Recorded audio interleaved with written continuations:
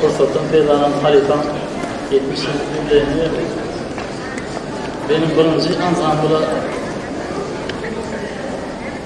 birinci halifam 9. yıl oku elinden amanetsiz halifamız oldu. Şu yılda halife kutlayan halifam özünü o neye tasat verirliğini doğrunun ağlamın yerini eğitirdi. Kağıtsal tarafında tutuyor, ağaçta sonuna halife alacak. Yine de halife çok öyle okudum, şey yaptım, bekledim. Kutlayacak yerlerini bilmem. Onun için